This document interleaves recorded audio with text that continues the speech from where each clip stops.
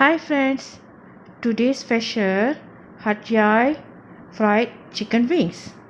எப்படி சமைக்கிறதுன்னு பார்க்கலாமா? வாங்க போய் பார்க்கலாம். தேவையான பொருட்களை சிக்கன் விங்ஸ் 6 பீசஸ் எடுத்துக்கங்க. பூண்டு 4, உப்பு 1 டீஸ்பூன், ப்ரௌன் சுகர் 1 டீஸ்பூன், கொத்தமல்லி வேறு 1 இல்லைன்னா 2 எடுத்துங்க, black pepper 1/2 teaspoon, white pepper 1/2 teaspoon, அரிசி மாவு 1/2 கப்பு பொரிக்கிறதுக்கு, soya sauce 3 டேபிள்ஸ்பூன். சிக்கன் விங்ஸை மேரினேட் பண்ண வேண்டிய பொருட்களை போட்டு நம்ம இடிக்கல்லில் போட்டு இடித்து எடுத்துக்குவோம். பூண்டு, கழுவுன பூண்டு கழுவிட்டு அதுக்கப்புறம் தான் நம்ம இடிக்கிறோம். இடித்து அதை தோலெல்லாம் நீக்கிடுவோம். நல்லா நைஸாக ஆகிற வரைக்கும் நல்லா இடித்து எடுத்துக்குங்க. இதெல்லாம் ஃபைனலி உங்களுக்கு அந்த நல்லா நைஸாக நல்லா ஸ்மூத்தான பேஸ்ட் கிடைக்கணும். ஓகே, பூண்டு நல்லா நைஸ் ஆயிடுச்சு. இப்போ ஒயிட் பெப்பர் போட்ட பிற்பாடு பிளாக் பெப்பர் முடிஞ்சு இதுக்கப்புறம் நல்லா இடிக்கணும். நல்லா இடித்து அதுக்கப்புறம் நம்ம அந்த கொரியாண்டர் வேர் இருக்குல்ல அதை போட்டு கழுவணும். நல்லா கழுவணும், இல்லைன்னா அதில் மண் இருக்கும். நல்லா கழுவுன பிற்பாடு தான் அதில் போட்டு நம்ம இடிக்கிறோம். இந்த மாதிரி நைஸாக எடுத்துடணும். ஓகே, இதெல்லாம் இடித்த பிற்பாடு இப்போ என்ன செய்கிறோன்னாக்கா கோழியை எடுத்து வச்சு, கோழி ஏற்கனவே நம்ம சுத்தம் பண்ணி கழுவி வடி தட்டி வச்சு அந்த தண்ணிலாம்.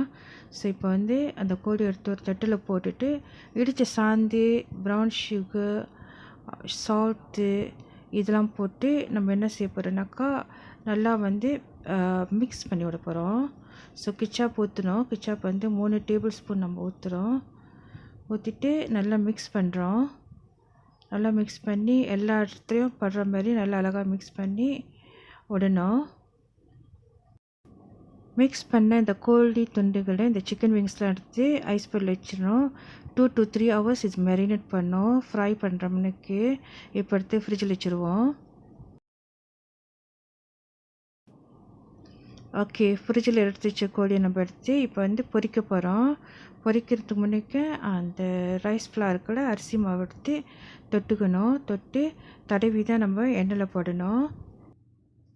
இப்போ எண்ணெயை சூடாக்குவோம். கோழி பொரிக்கிறதுக்கு வேண்டிய எண்ணெயை சூடான பிற்பாடு தான் நம்ம அந்த கோழி ஏற்கனவே மேரினேட் பண்ணிச்சதுனால அந்த சிக்கன் விங்ஸ் எடுத்து அரிசி மாவில் தொட்டுக்கணும். அந்த மாதிரி முன்னுக்கும் பின்னாலும் அந்த மாதிரி நல்லா தொட்டுக்கணும். தொட்டுட்டு சூடான எண்ணெயில் எடுத்து போடணும். ஸோ நல்லா அங்கங்கே எல்லா இடத்துலையும் பட்டுருச்சு. இப்போ நம்ம எடுத்து அடுப்பில் போட்டுருவோம். ஓகே, இந்த மாதிரி போட்டுட்டு அதே போல் இன்னொரு துண்டையும் திருப்பி தொட்டு எடுத்து சட்டியில் போடலாம். இதே போல் ஒவ்வொரு கோழி துண்டும் நம்ம பொரிச்சு எடுத்துருவோம்.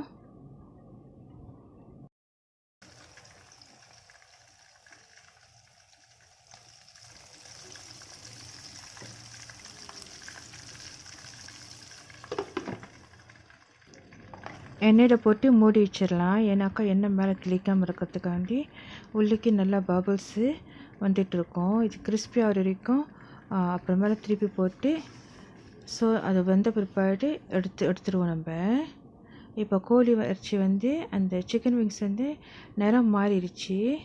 நம்ம திருப்பி போகிற டைமு இந்த மாதிரி திருப்பி போட்டுரும். ஸோ அங்கே ப்ரௌன் கலர் ஆச்சு. அரிசி மாவு நல்லா கிறிஸ்பினஸ் கொடுக்கும், நல்லா டேஸ்ட்டாகவும் இருக்கும். ஸோ இதெல்லாம் திருப்பி போடுவோம். இப்போ சிக்கன் விங்ஸ் நல்லா பொரிஞ்சிருச்சு 2 சைட்டும், போட் சைட்டும். ஸோ எடுத்து நம்ம எண்ணெய் வடிகட்டுறதுக்கு அந்த மாதிரி பாஸ்கெட் மாதிரி ஒரு தட்டில் வச்சுருவோம். எண்ணெய் நல்லா வடிகட்டின பிற்பாடு எடுத்து பேப்பரில் வைக்கணும். கிச்சன் டிஷ்யூவில் வச்சு அதை எண்ணெய் சூப்பராக பண்ணிடலாம். இதே போல் இருக்கிற துண்டுகளும் நம்ம பொரிச்சு எடுத்துருவோம். சரிங்களா?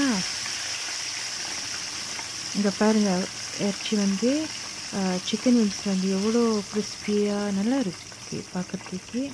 ஸோ நீங்கள் சாப்பிட்டு பார்த்தீங்கன்னா கண்டிப்பாக அது ருசியாக இருக்கும். நான் ட்ரை பண்ணிவிட்டு நீங்களும் ட்ரை பண்ணி பாருங்கள். இதை ரொம்ப ருசியாக இருக்குது. அதோட பொருட்கள் கூட அவ்வளோ இல்லை, நம்ம குறைவான பொருட்கள். பட் அந்த டேஸ்ட் வந்து அதில் வந்து ரியலி ரொம்ப யாமியாக இருக்குது. கண்டிப்பாக நீங்களும் வீட்டில் ட்ரை பண்ணி பாருங்கள். இதோட நம்ம அடுத்த ரெசிபியில் மீட் பண்ணலாம். Okay, happy cooking. Bye. Drop it.